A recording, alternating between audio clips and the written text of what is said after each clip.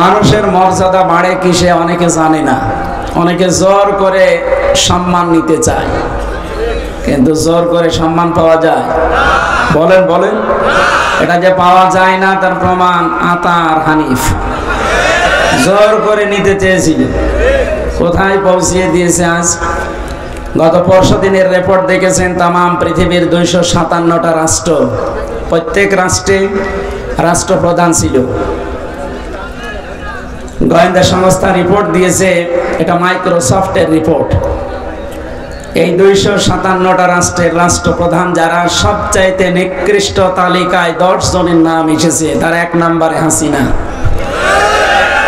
আমি শেখ বলি না, একবারেই হাসিনা বললাম, কারণ ঘৃণিত মানুষদের নাম অত সম্মানে নেওয়ার দরকার নেই। তাহলে হযরত আবু জেহেল বলার দরকার। এই জন্য শেখ শব্দটা একটা সম্মানিত শব্দ। শেখ মানে বুড়ো। শেখ মানে কি? বৃদ্ধ, বুড়ো, মুরব্বী। আর একটা অর্থ আছে, শেখ মানে সম্মানিত। এই জন্য এই শব্দটা মনে হয় যেহেতু ঘৃণিত মানুষের তালিকায় উনি 1 নম্বরে, ওনার নামে এই শব্দটা না দেওয়াই ভালো। আপনি কি রাগ করলে? 2 নম্বরে নাম এসেছে বাশার আল আসাদের, 3 নম্বরে নাম এসেছে নেতানিয়াহু। এরকম 10 জনের নাম দুনিয়ায় নিকৃষ্ট মানুষের তালিকায়, তার ভেতরে 1ম নম্বরে আমাদের আল্লাহর ওলি।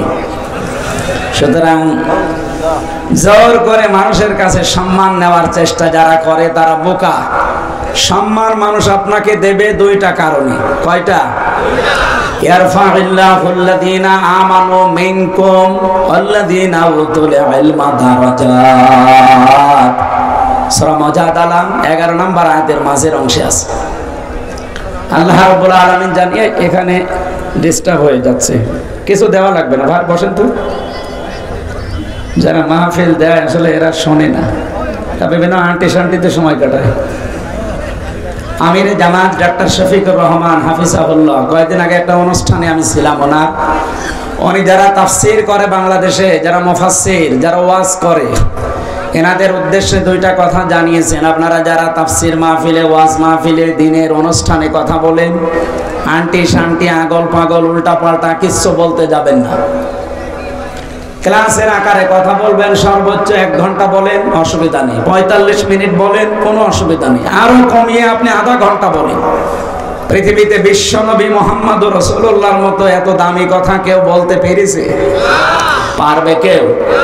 তার জীবনের সর্বোচ্চ বক্তব্য ছিল 27 মিনিট আরাফাতের ময়দানে। বিদায় হজের ভাষণে সর্বোচ্চ 27 মিনিট কথা বলেছিলেন। এটা ঐতিহাসিক প্রেক্ষাপটে আমরা পেয়েছি। তার মতো মানুষ যদি 27 মিনিটে কি কথা বলেছিলেন, আর 1400 বছর চলছে, এখন পর্যন্ত দুনিয়ার মানুষ এই 27 মিনিটের বক্তব্য কুল কিনারা করতে পারে না, শেষই করতে পারে না এখান থেকে শিক্ষা নিয়ে। আর আমরা এমন হুজুর, এমন বক্তা, 2.5-3 ঘন্টা শুধু চলে যায় জুলেখা আর ইউসুফ নবীর কাহিনী বলতে।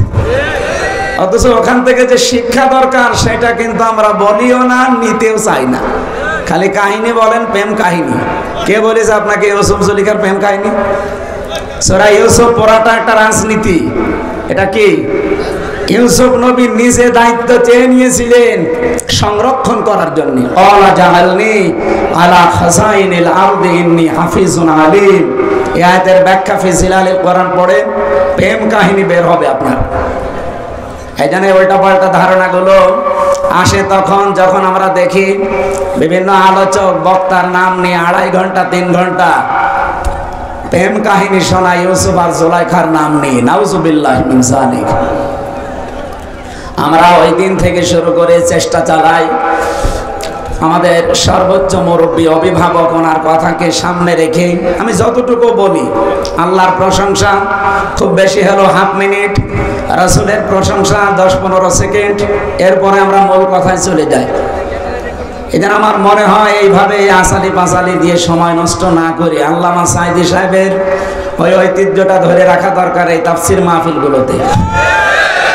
সর্বোচ্চ মাগরিব থেকে এশা পর্যন্ত একজন তুলে দেবেন, এশার নামাজ পড়ে প্রধান বক্তা তুলে দেবেন। আপনারা দাওয়াত নিয়েছিলেন এই কথা বলে, কিন্তু কথা রাখেননি। আমি কখন এসে বসে আছি আপনারা জানেন? এই যে সময়টা নষ্ট করলেন, আমি এই সময় পড়তে পারতাম না। ডাক্তার আমারে বলেছে রাত 10টার পরে জেগে থাকবেন না, তাহলে মাথার এই যে পাশে যে ড্যামেজ হয়ে গেছে ওটা আবার সমস্যা হয়ে দেখা দেবে। কুষ্টিয়ার অনুষ্ঠানগুলো নিতে চায় না আরো এই কারণে। গ্রামের ফকির ভিক্ষা পায় না, বাংলায় কথা নেই। আমি বাইরের জেলায় গেলে একটু দাপট দেখাতে পারি, কিন্তু এখানে আসলে তো বিড়াল হয়ে যায়। আপনারা যা বলেন তাই করা লাগে না। আগামী থেকে এটা আর হবে না, এই সিস্টেম পাল্টাতে হবে। আমার অধ্যক্ষ সাহেব বলছিলেন আসার পরে যে সিস্টেমগুলো আসলে পাল্টানো দরকার। কেন এত রাত করা লাগবে? মানুষ তাহাজ্জুদ পড়বে, ফজরের নামাজ আছে, সকালে কর্মজীবন আছে। আর আমার কালকে দিনের বেলা চট্টগ্রাম, রাতের বেলা নোয়াখালী। আমি তো পারা দরকার আমার। আগামী থেকে কুষ্টিয়া এটা রেকর্ড হচ্ছে, সারা বাংলাদেশে যাচ্ছে। যারা অনুষ্ঠান নেবেন হাতে পায়ে ধরে বলছি এশার নামাজ পড়ে আমারে তুলে দেওয়া লাগবে সাইদি সাহেবের মতো। যদি পারেন দরকার হয় পোস্টারে লিখে দেবেন মোটা করে, আমির হামজার বয়ান রাত 8টায়। আমি 9টা 9:30টায় মাহফিল শেষ করে দিতে চাই। যদি পারেন নেবেন, না হলে হাতে পায়ে ধরে বলছে দাওয়াত দিতে যাওয়ার দরকার নেই, আমার দাওয়াতের অভাব নেই। এই জন্য আশা করছি আমার কথাটা আপনারা ঠিক রাখবেন। মহিলা প্যান্ডেলে মা বোনেরা সামনের দিকে একটু চেপে চেপে বসেন, একটু জায়গা করে দেন। জান্নাতে আপনার জন্য আল্লাহ একটা জায়গা বরাদ্দ দিয়ে দেবেন ইনশাআল্লাহ। আমরা কথা বলছিলাম মানুষের সম্মান বাড়ে প্রথম নম্বরে ঈমান, 2 নম্বরে ইলমের কারণে। ঈমান আমাদের কম বেশি অনেকেরই আছে না নেই? বলেন। কিন্তু ঈমান আনতে হলে প্রথমে একটা কাজ করা লাগে, ওইটা হয়তো অনেকের নেই। ঈমান আছে, কিন্তু ঈমান আনার আগে কি কাজ করা লাগবে? কোরআনে কারিমে আল্লাহ সূরা বাকারা 257 নম্বর আয়াতে জানিয়েছেন, ফামাই ইয়াকফুর বিত-তাগুত ওয়া ইউমিন বিল্লাহ। কেউ যদি ঈমান আনতে চায় তার প্রথম কাজ সে যেন তাগুত ছেড়ে দেয়। বাংলাদেশে বহু ঈমানের দাবিদার আমরা তাগুত ছেড়ে না দিয়ে ঈমানের দাবি করি, এই কারণে আমাদের ঈমান টিকতে চায় না। ফাকাদ ইসতামসাকা বিল উরওয়াতিল ওয়াসকা লা ইনফিসামা লাহা। আল্লাহ তাআলা বলেন তাগুত ছেড়ে দিয়ে যদি ঈমানের দাবি করতে পারে, ও এমন একটা মজবুত রশি ধারণ করেছে যা জীবনেও ছিঁড়ে যাবে না। কিন্তু তাগুত ছেড়ে না দিয়ে যে ঈমানের দাবি আমরা করি, ঝড় উঠলে ঈমান আগেই লিভে যায়। ঝড় উঠেছে হয়তো চড় হাসে, কবর হাট থেকে আমার বাতি লিভে গেছে। এইরকম ঈমান আমরা আনবো না। আমরা ঈমান আনতে হলে আগে তাগুত ছেড়ে দেব। কথা বলেন ঠিক কিনা? বাংলাদেশের দিকে তাকান, যারা তাগুত ছেড়ে দিয়ে ঈমানের দাবি করেছিল, আপনি দেখেন শিবিরের সাবেক সভাপতি দেলাওয়ার হোসেন তার গরম করে তার লজ্জাস্থানে ঢুকিয়েছিল। আমি নিজে সাক্ষী, আমাকে ওই অফিসার বলছিল, সঞ্জয় দত্ত, আমারও রিমান্ড নিয়েছিল। আমারে বলছিল দেলাওয়ারকে এই করেছিলাম, ওকে আমরা ফুটবলের মতো পিটিয়েছি। 57 দিন রিমান্ডে ছিল, এই বাংলাদেশের ইতিহাসে এই প্রথম। 15টা বছর যে জুলুম, অত্যাচার, নির্যাতন গেল, জালেমরা তারে এক চুল টলাতে পারে না। এই কথা বলেন না কেন? কারণ সে তাগুত ছেড়ে দিয়ে ঈমান এনেছিল, এই জন্য ঈমান থেকে তাকে দূর হতে হয়নি। যারা ঈমান এনেছে তাগুত ছেড়ে না দিয়ে, নৌকা মার্কা নিয়ে দাঁড়িয়ে ঈমান এনেছিল, মাওলানা রুহুল আমিন, আমি নাম ধরে বলছি যেন আপনি চিনতে পারেন, বায়তুল মুকাররমের সাবেক খতিব। এই লোকটার ঈমান যাই ছিল এখন আর নেই। কে কথা বললেন না কেন? কারণ তাগুত ছেড়ে না দিয়ে ঈমানের দাবি করলে ঈমান টিকবে না। এই পৃথিবীর ইতিহাসে এই প্রথম যে জাতীয় মসজিদের খতিব পাপা নিয়ে যায়, এটা প্রথম না? দুনিয়াতে আপনি শুনেছেন যে কোন মসজিদের ইমাম পালায়? জোর করে এসেছিল কয়েকদিন পরে যে আমি আবার ইমামতি করব, জুতা দিয়ে পিটিয়েছে জামাত। পরের দিন মোবাইলে স্ট্যাটাস দিয়েছে ফেসবুকে যে জুতা মেরেছে কিন্তু আমার গায়ে লাগে না। আমি আর নিচে নামলাম না। তাগুত ছেড়ে না দিয়ে যদি আপনি ঈমানের দাবি করেন, আপনার ঈমান টিকবে না। এই জন্য আমাদের সম্মান আল্লাহ রেখেছেন কিসের ভেতরে বলেন তো? ঈমানের ভেতরে। 2 নম্বরে ওয়াল্লাযীনা উতুল ইলমা দারাজাত, এটা বহু বচন। যারা এলেম পেয়েছে, এলেম পেলে জ্ঞান সম্মান বাড়বে না, এলেমের ওপরে আমল করা লাগবে। বাংলাদেশে তাকান, জ্ঞান কম বেশি অনেকে আমরা অর্জন করি, কিন্তু জ্ঞানের ওপরে টিকে থাকতে পারি না। এজন্য আমাদের সম্মান আল্লাহ বাড়ায় না, আরো নিচে নামিয়ে দেয়। এই পৃথিবীতে জ্ঞানের ওপরে সবচাইতে বেশি আমল করেছিল, কাজ করেছিল জ্ঞান অনুযায়ী নবীরা। কারা? বলেন বলেন।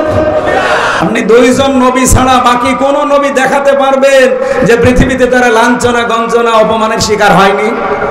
হয়েছে। এই কারণে তারা জ্ঞানের উপরে সর্বোচ্চ আমল করেছিল। এই জন্য আল্লাহ আফসোস করেছেন তার বান্দাদের উপরে, ইয়া হাসরাতান আলাল ইবাদ মা ইয়াতিহিম মির রাসূলিন ইল্লা কানু বিহি ইস্তাহজিউন। সূরা ইয়াসিনের 30 নম্বর আয়াত। আল্লাহ বলেন, আমার আফসোস, আমার আক্ষেপ, এমন কোন নবী রাসূল দুনিয়ায় পাঠালাম না যার সাথে সমসাময়িক মানুষেরা ঠাট্টা বিদ্রুপ করে না, উপহাস করে না। বলেন তো নবীদের চরিত্র খারাপ ছিল? বলেন বলেন। একটাই কারণ, তারা তাদের জ্ঞান অনুযায়ী আমল করেছিল। এই কারণে আল্লাহ দারাজাত, দিন যত যায় নবীদের সম্মান মর্যাদা আল্লাহ বাড়াতেই থাকে। এই জন্য প্রথমে আল্লাহ আরম্ভ করেছেন আয়াতটা ইয়ারফা দিয়ে। রাফা ইয়ারফা এটা মোজারে, বর্তমান ভবিষ্যৎ, প্রেজেন্ট ফিউচার। সুতরাং ঈমান আনার পরে যদি এলেম অনুযায়ী জ্ঞান অনুযায়ী আপনি আমল শুরু করেন, দিন যত যাবে আপনার মর্যাদা সম্মান আল্লাহ দুনিয়ায় বাড়াতেই থাকবে। শুধু বাড়াবে না, বাড়াতেই, আরো জোরে বলেন, বাড়াতেই থাকবে। এই জন্য যে যার যা ঈমান আছে এবং যার যা আমল আছে ওই অনুযায়ী আল্লাহ তার সম্মান মর্যাদা যেন আরো বাড়িয়ে দেন। সকলে বলেন আমিন।